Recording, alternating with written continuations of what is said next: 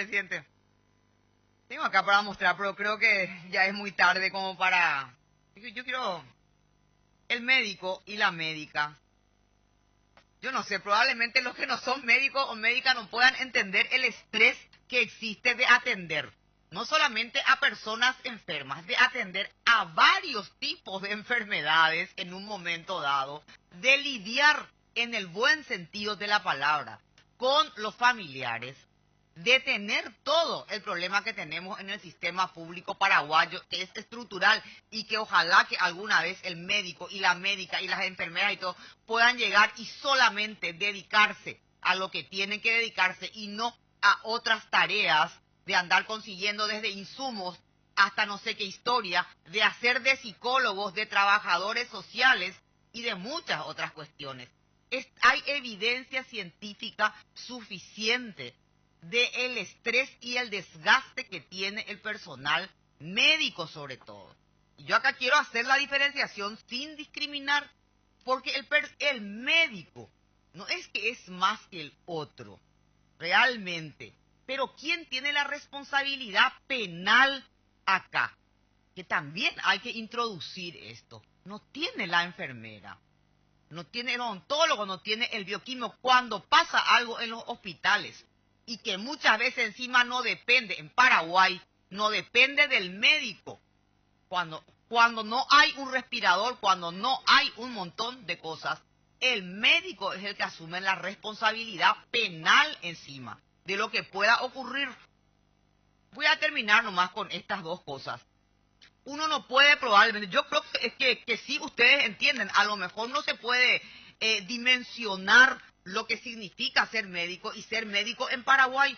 En otros países que tienen absolutamente todo lo que necesitan, porque estos estudios de estrés, y se han hecho estudios de estrés en profesiones, y el médico es el que sale con un nivel con los pilotos de aviación justamente, es el nivel más alto. Y la traducción que tiene eso en su persona, les puedo leer acá todos los síntomas, desde cansancio hasta depresión, a problemas con la familia. Los médicos hacen en este país por cuestiones laborales, de falta de profesional, y también por cuestiones que tienen que compaginar 24 y 48 horas.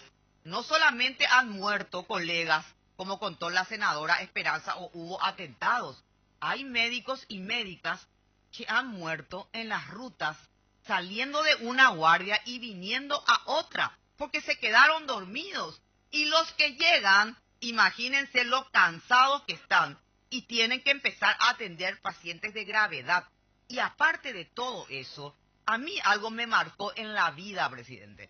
En la vida como médica me ha marcado, y que es algo que probablemente el trabajo, el qué sé yo, el haber tenido, la primera, cuando hacía una rotación en pediatría, el tener que decirle a los padres, el comunicar la muerte de un hijo, ese estrés no tiene comparación con absolutamente nada. Probablemente solamente con el estrés de perder una persona de tu familia. Pero comunicar todo eso a los padres sobre todo, pero a cualquiera de una familia que lastimosamente murió el otro, ese estrés muy pocas profesiones tienen.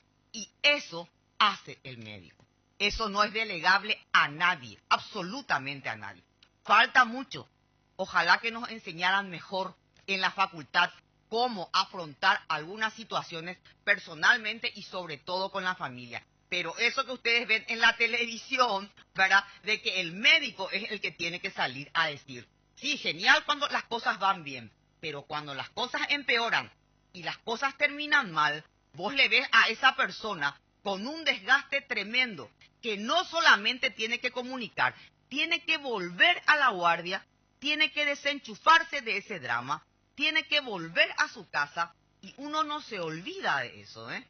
Yo creo que acá hay médicos que no nos olvidamos todavía de lo que es realmente, que es un privilegio enorme. Yo creo que no hay privilegio mayor para un ser humano que cuidar de la vida de otro ser humano.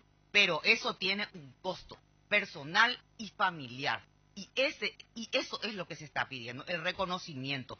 obviamente hubiese sido mejor tener a todos los profesionales, ¿verdad? Pero como dijo acá el senador Oviedo Mato, no se cuestionó cuando las enfermeras y no hubo tiempo. Pero también me van a disculpar, existe una diferenciación entre el personal.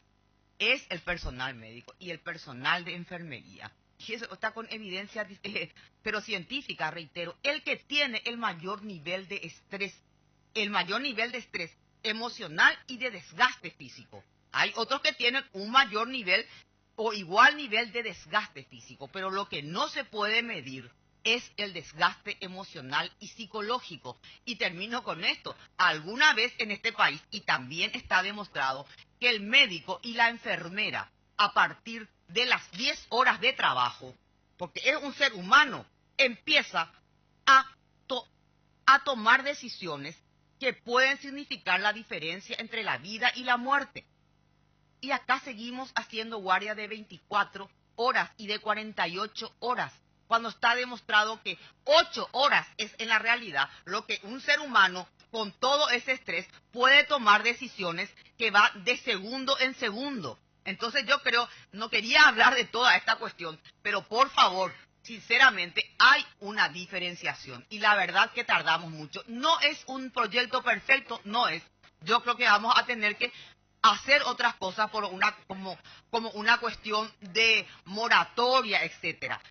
Uno. Dos, presidente, acá se ha llegado al extremo que el que tiene mayor antigüedad en cantidad, digo, ¿cuándo se empezó a hacer los nombramientos de los médicos de una manera así importante? En el 2007, entre el 2006 y el 2007, la mayoría de los médicos en la realidad eran contratados.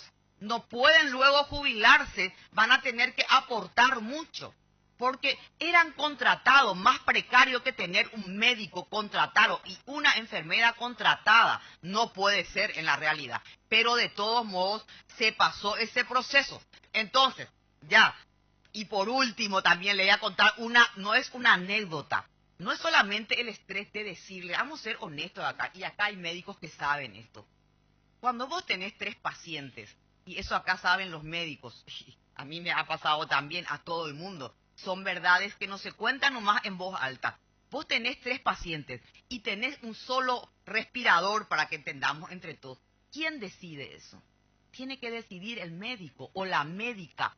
El estrés de tener que decidir, porque ese hospital no tiene en ese momento lo que tiene que tener, el médico tiene que decidir, a ver, ¿a quién le meto acá para salvar la vida y en quién hago una medida heroica mientras consigo o no otro respirador? Imagínense la decisión para un ser humano.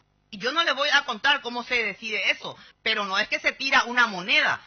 Imagínense lo que es para un médico tener que decidir, a ver, acá tengo una señora de tantos años, acá tengo una criatura con esto y acá tengo un señor con esto, todos con su familia. Y una persona o un equipo tiene que decidir en este minuto quién tiene mayor posibilidad de seguir viviendo. Todo eso pasa a un médico y pasan las enfermeras en este país. Yo creo que se merecen desde hace mucho tiempo y hagamos las correcciones posteriormente. Muchas gracias.